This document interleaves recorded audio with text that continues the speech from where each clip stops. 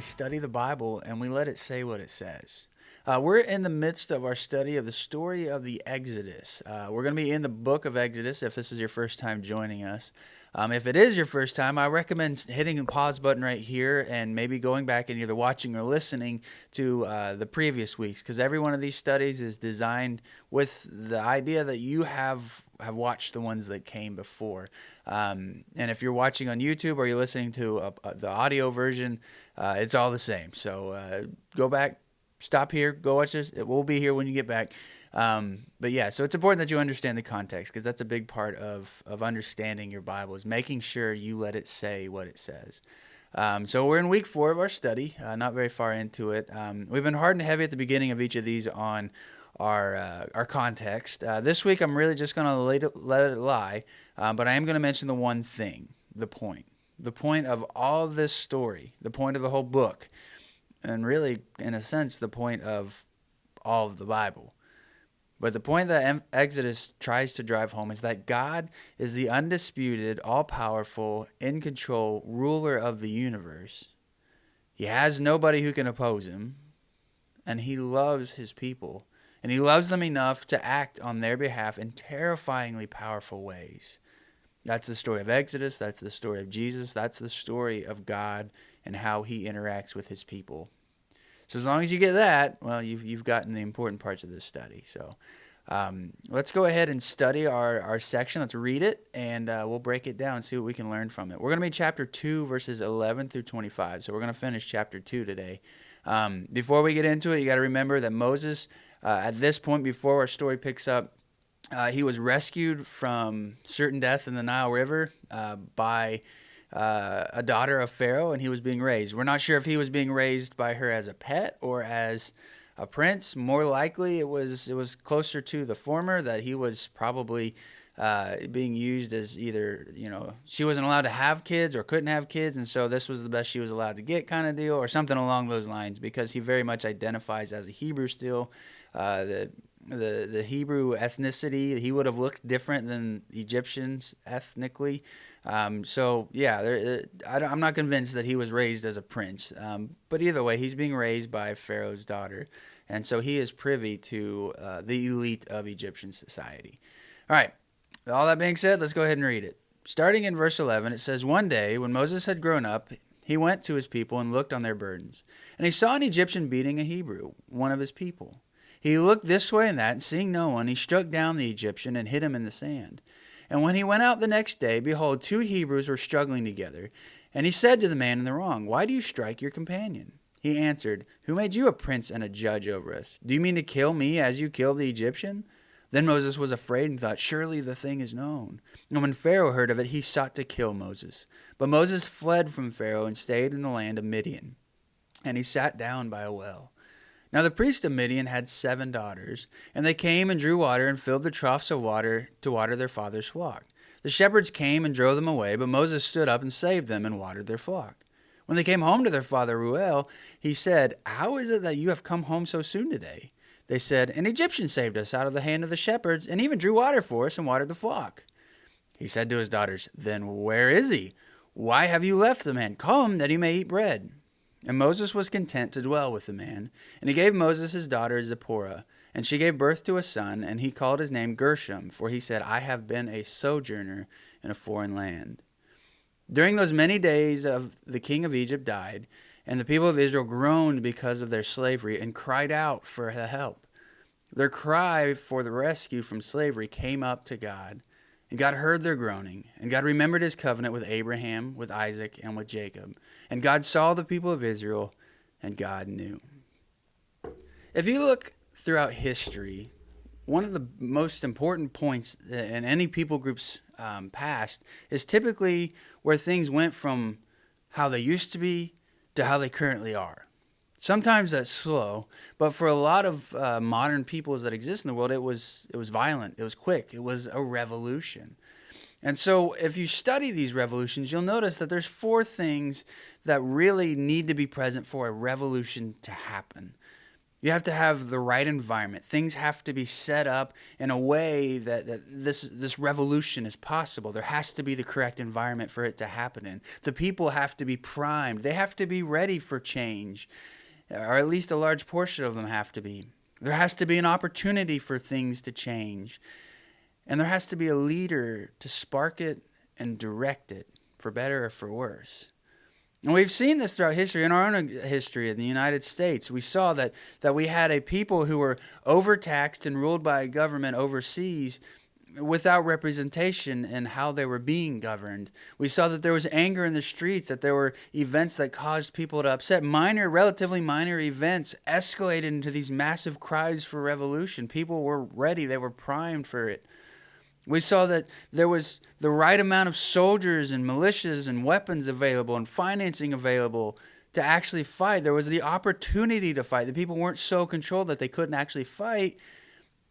And when things broke out, there was a leader named George Washington to direct it and to guide it. We see that these four elements came together to cause the revolution that led to our country existing. And you look at other people, like in Russia, the same thing during the Bolshevik Revolution. You had an oppressed, impoverished people ruled by ineffective czars. You had outrage over the miserable conditions. The people were starving. They were impoverished. They were also being forced to fight in World War I, and they were losing, and their sons and their husbands and their dads were dying. Their brothers were dying. There was outrage over all of that. And then there was this communist ideology that was being spread amongst the people and taking root. It was being adopted. The people had the opportunity and the means to fight, the financing to fight. And then in stepped Vladimir Lenin, and Lenin led it and directed it. We see this pattern play out over and over throughout history. It was the French Revolution, the Arab Spring revolutions, it was Haitian independence, or it was the revolutions of Simon Bolivar and Jose de San Martin in South America. We see this pattern happen over and over. And if we look at Moses' Egypt, we find the same conditions. We find the environment is prepped for it. You have a massive slave population being oppressed by a minority people group. We've seen this over and over throughout history, that this is a prime environment for a revolution to happen. We see that these people are coalescing under the racism of these Egyptians, of their oppressors, that they are, even though they're a bunch of different groups put together, the evidence that we have is that they were all being considered these dirty, less than human Canaanite peoples. We see that they are resentful of their Egyptian masters because they're enslaved. I mean, that's obvious. They have opportunity, not much opportunity, but they have some opportunity to fight back. And in walks Moses, this man who is perfectly primed to lead a rebellion. He sees an Egyptian beating a slave, a potential spark for a revolution, even though it's not illegal, right? Like our animal abuse laws are stricter than probably their laws for how you treat slaves. But he makes sure no one is watching because he doesn't want to be, arrested by Pharaoh.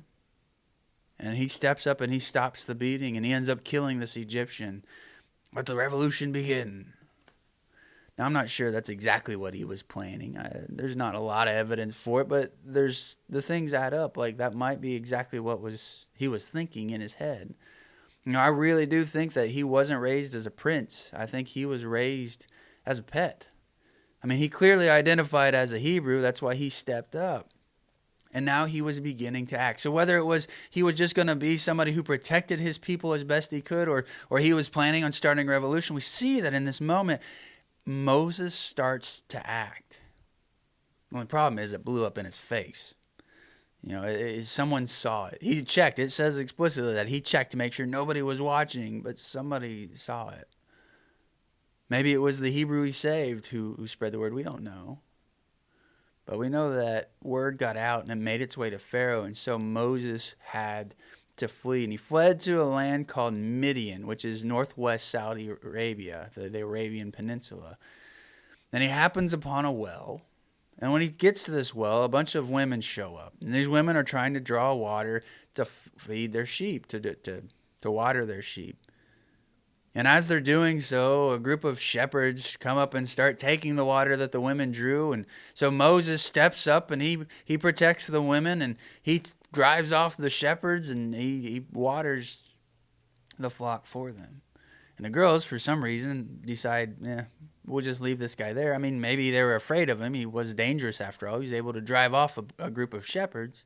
But they get back home and they tell their dad about it. And their dad says, where is he? Why haven't you invited him here so that we can properly thank him? And so the girls, they go back and they get him and they bring him. And probably over the course of a little while, not just all in one sitting, Moses becomes part of this guy, this Ruel's family. He marries one of his daughters named Zipporah, and they have a son. And the son's name is Gershom. Now, that name is really interesting. It's not very pretty. Glad I'm not named Gershom, but it has a very interesting meaning. You can loosely translate it to an alien there, that he's a foreigner living in a foreign land. And this is a good place to talk about who Moses was, right? Like, who is the man that we see? Like, this is his foundational life. Like, before, when he goes and actually does and works, God works through him, he's a little bit older. He's older than I am even. He's in his 40s, 50s. We'll talk about that more next week. But the idea here is that he spends most of his early life and most of what he is expecting to live up to this point. And we see that he's a man raised by royalty, as a prince or as a pet, we're not sure.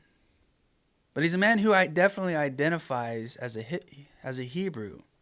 But yet he's not fully Hebrew, because when he shows up to Midian, the girls tell their dad he's an Egyptian.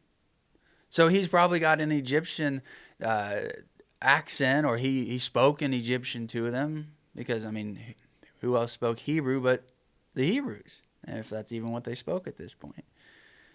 You know, he was somebody who was multicultural. He was stuck between worlds. But we also see somebody who is decisive. He is hasty. He's impetuous, to quote John Goldengay. He killed a guy. You know, that was a hasty decision. Yeah, he checked to see if anybody was watching, but that's always a hasty decision, an impetuous decision. And when that didn't work out, he left everything he knew instantly. That was a hasty decision.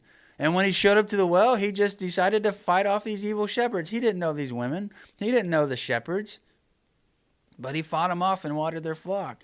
And then he started over completely in this new country. He decided to settle down there with Reuel and start a new life. We see the image of a man who is quick to make decisions. You know, there's a lot of comparison between Jesus and Moses, but I kind of compare him a little bit more with Peter. He's a leap before you look kind of guy, right? He's not afraid to make decisions. But we also see that that's exactly the kind of person you need to lead a revolution, to lead a people that aren't a people yet. I mean, Moses has no ties to his past. In the movie Selena, she talks about, I've seen it like once, she talks about how as a Mexican American, she's not Mexican enough for the Mexicans or American enough for the Mexicans or Americans. I feel like that's kind of Moses' story. You know, he never has a home. He never feels like he fits in anywhere. Right? He's not Hebrew enough for the Hebrews because he was raised in royalty. He's not Egyptian enough for the Egyptians because he's ethnically a Hebrew. He's not welcome in his birth family because they're slaves. He's not welcome in his adopted family because he's a Hebrew. He goes to Midian, the closest he ever truly finds to home. And even there, he's still a foreigner in a foreign land. I mean, even the promised land that he leads the people towards, he never gets to reside there. We see that this man is somebody who feels like he's adrift, that he's always a foreigner. That's why he names his son Gershom, because he is always a foreigner in a foreign land, no matter where he goes. But when you have somebody who is decisive, who has no good old days to try to get back to, who has no home he's trying to get back to, when you need to lead a new people to a new land and teach them a new way to live, there's nobody better. There's nobody more primed than Moses. We see that this pattern play out a lot throughout the Bible. We'll talk about that in a second. Kind of on a different note, let's talk about Moses' father-in-law, Reuel, or Jethro, as he's later called. The name Reuel, it's spelled, if you're listening, Reuel. That suffix el is a very Hebrew suffix. We see it a lot in the Bible, and it means God. So we see Israel, Shealtiel, Ariel, Ishmael, Nathaniel, Emmanuel. It's referring to God. And we see that Reuel is called a priest. And we see that there's other priests that were mentioned before Moses, that there was the most famous being Melchizedek, the king of Salem, which is Jerusalem. He's mentioned in Genesis 14. Abraham has a conversation with him. He's mentioned again in Hebrews 5 through 7, Psalm 110. He's referenced in Revelation. We see that there's archaeological evidence about this. What is this? What are we talking about? We can safely say that Reuel was maybe a priest of Yahweh. Because prior to Moses, the head of the family was the priest, right? We see that with Job. Job built an altar and sacrificed to God. We see that with Abraham. He's the one who did the sacrifices, and his sons. Prior to Moses and the sacrificial system with the tabernacle and then the temple, the head of the family was the priest. And then we see this piece of archaeological evidence, this text found in southern Egypt from 1400 BC, and it talks about Yahweh in Shasu, Shasu being the name they called Midian. There's evidence that God was worshipped beyond the Hebrew peoples at this point in history.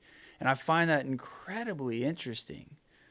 Because we like to put God in a box, don't we? We like to say he only fits in this and this and this, and that's it, right? He has no other actions. He's not acting outside of anything else. But the story we're reading, there was no Bible during it, right? There was no book of Exodus while the Exodus was happening. The word of God was simply communicated through God himself. People were shown visions. They were given prophecies from God himself and his angels, his Elohim, as they delivered to him. We see that there's a good chance that Reuel actually was a Yahwist, somebody who worshipped Yahweh. But we see that God eventually, out of all the peoples of the earth, draws them into one. We see that God did work beyond just the people of Israel through Jesus. But I just find it incredibly interesting and something to think about, that maybe Reuel was somebody who worshiped God. He was a priest of God outside of the people of Israel. And that gets us to the last part of our story, where we look at God's response, right? There's just this little bit tagged on at the end of chapter 2 where it talks about the people of Israel. And they cry, their cries are mentioned 4 times. It says they groaned, it says they lamented, it says they cried for help, it says they were crying out. 4 times it's mentioned in those last couple of sentences. And God's response is mentioned 4 times. So we can see that this is intentional, that God listened to their cries, that he was mindful of their covenant with him. Now, a lot of translations use the word he remembered, and it seems to imply that he forgot. It's not a bad translation, but it can be misleading. Because it's not that God forgot about the covenant. Just, I'm God of the universe. I'm all-knowing. Somehow I forgot something? No, that doesn't line up. It's that God was mindful of it again. It's that God rededicated to it. Not that he ever abandoned it. Not that he ever left the people. We saw that he told Abraham from the beginning that this was what was going to happen. But he was mindful of it again. He says it was time to act. It is the right time to act. It says that he saw their suffering and that he acknowledged it. And we see that he has the same pattern other times, whether it was Abel's blood crying out to him or the victims of the cities of Sodom and Gomorrah. God cares about people suffering, and he acts, whether they're crying out to him or not, because there's no guarantee that the people of Israel's cries were directly to Yahweh. But he heard them nonetheless, and he acted. And God will do the same for us, that God hates suffering. We just need to cry out to him if we are in the midst of it. It doesn't guarantee that it's going to be fixed the way we expected it. I'm sure the people of Israel never expected what was about to happen to them. But we just have to trust that God will act on our behalf. And so in our final section, we're looking at the parallels in the New Testament. And really we see that there are so many parallels between Moses' early life and the people that God worked through in the New Testament. That God equips those who he called. Paul was somebody who was ambitious, he was arrogant, he was direct, maybe even a little hasty, but he was highly educated, highly organized, highly driven. Before Jesus, he was headed this direction. Then God said, I need you to go this direction. And he perfectly had him primed to do what he ended up doing. Peter was the same way. Peter had to be a leader. That meant he had to be somebody who was a little bullheaded, who was somebody who wasn't going to back down.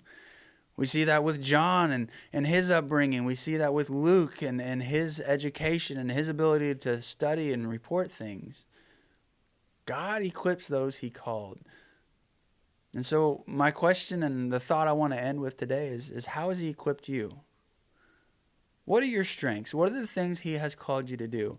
You can get online and find these spiritual inventory questionnaires, these spiritual gifting questionnaires. If you don't know what God has equipped you with, what your strengths are, the ways that God has spiritually gifted you, look these up. Take a spiritual gifts inventory and see maybe God has called you to something that you weren't aware of. I hope this was helpful and encouraging and thought-provoking. If you have any questions, reach out. Otherwise, see you next time.